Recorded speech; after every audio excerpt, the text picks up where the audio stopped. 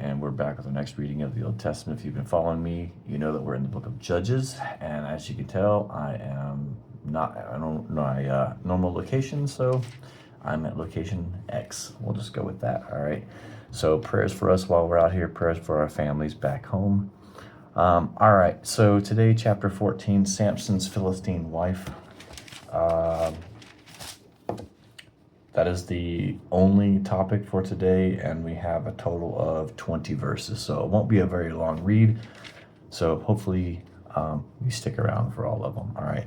Remember, if you don't have a Bible, you can go to Bible.com. You can read for free. You can download a whole bunch of different apps that's on there. And then, of course, if you would like to pick up this exact Bible that I have, New King James, large print, there'll be a link down below if you're watching this on YouTube. All right. Here we go. Now Samson went down to Timnah and saw a woman in Timnah of the daughter of the Philistines. So he went up and told his father and mother, saying, I have seen a woman in Timnah of the daughter of the Philistines. Now therefore get her for me as a wife. That's brave.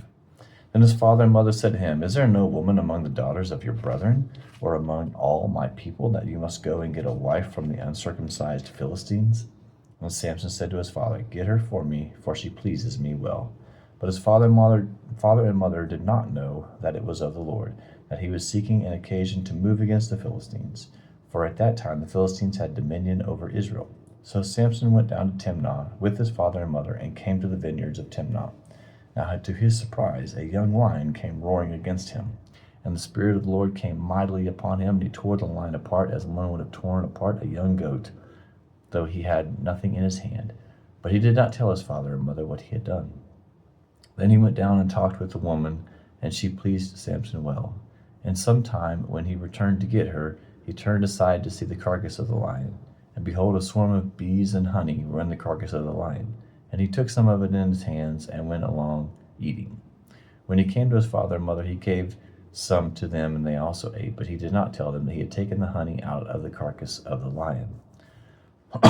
Excuse me. So his father went down to the woman, and Samson gave a feast there, for young men used to do so. And it happened, when they saw him, that they brought 30 companions to be with him. Then Samson said to them, Let me pose a riddle to you. If you can correctly solve the riddle and explain it to me within 7 days of the feast, then I shall give you 30 linen garments and 30 changes of clothing. But if you cannot explain it to me, then you shall give me 30 linen garments and 30 changes of clothing. And they say to him, Pose your riddle, that we may hear it. So he said to them, Out of the eater came something to eat, and out of the strong came something sweet. Now for 3 days they could not explain the riddle. But it came to pass on the 7th that they said to Samson's wife, Entice your husband, that he may explain the riddle to us, or we will burn you and your father's house with fire. Have you invited us in order to take what is ours? Is that not so? Then Samson's wife wept on him and said, You only hate me. You do not love me. You have posed a riddle to the sons of my people, but you have not explained it to me. And he said to her, Look, I have not explained it to my father or my mother, so should I explain it to you? Now she wept on him the 7 days while their feast lasted.